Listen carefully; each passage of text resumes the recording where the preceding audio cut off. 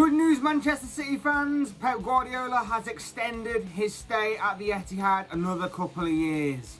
Hey guys, Fletch here, bringing you another Fletch Talks video, and this video is going to centre around the news, the breaking news today, that Manchester City manager Pep Guardiola has signed a new 2-year contract extension with the club. Guardiola became manager of Manchester City back in 2016, and originally his contract was set to expire at the end of this current campaign, but after signing his new 2-year contract extension, of course, this means we may get to see the Spaniard remain with the club until 2023. Since arriving 4 years ago, Pep has managed to guide City to 3 League Cups, an FA Cup, and back-to-back Premier League titles. But honestly, this news has kind of come at a bit of a shock to me, a bit of a surprise to me. Guardiola is never one to stay at a club for more than 3 seasons or 3 years.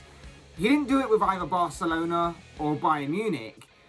The fact that he stayed with City till now, partway through his 5th season with the club, of course, was pretty strange to me that he managed to survive this long without getting bored and moving on.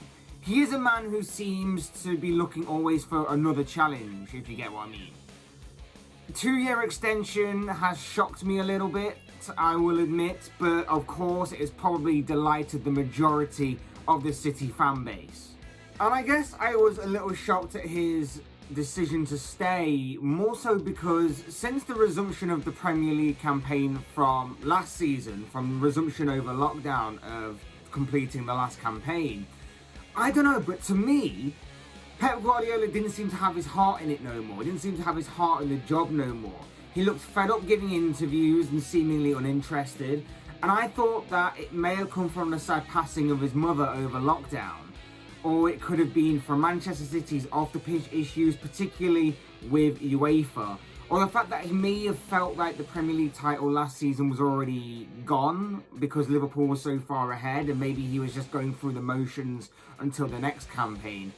I don't know, maybe I'm reading too much into it, but that's just what I felt from just watching him carry himself from that resumption of the Premier League season from last season to what we were seeing through the current campaign this year. But the news of Guardiola committing his future to Manchester City obviously removes that kind of suspicion from my mind. This just reconfirms his commitment to the club, obviously, and often a new manager contract will definitely do that. It does so more so than a player's contract, of course, because a player's contract is mainly protected for financial investment. They'll try and pass it off as the player committing his future to the club for however long his new contract will stay. But often it just means they're protecting his financial investment. They're going to up his price tag if someone does come in for him. And it's never really a case of loyalty. You'll very rarely get that these days. But going back to Guardiola, of course, we can now look at his time back at City, and we can look at Guardiola, we can look at his spending at Manchester City over his reign there. And yes, it's a hell of a lot of money, particularly on defenders, might I add. And not just that, but you look at his Champions League record, of course. That's the one blemish on his record with Manchester City that you can look at, and it's a trophy that, of course, that he's struggled to win since winning it twice with Barcelona. That's how bad this competition has been for Guardiola. And it's because of these two things that people will call him Fraudiola. And yeah, you know, maybe with City and Guardiola's Champions League record and his spending, you can look at it and they may have a point.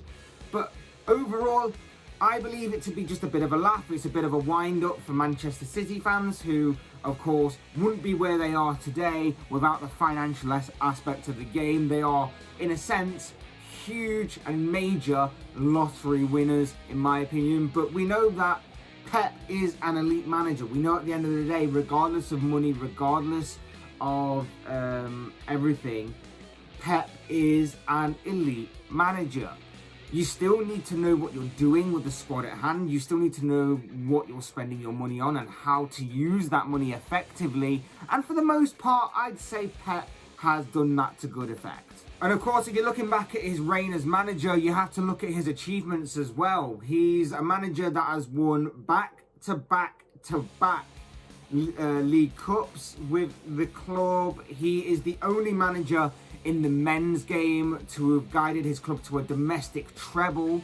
Regardless of how you perceive the domestic trophies in this country right now, that deserves big respect. Both them achievements deserve big respect. And not only that, but he's the man who guided City to back-to-back league titles. No one in recent history has managed to do that in the Premier League.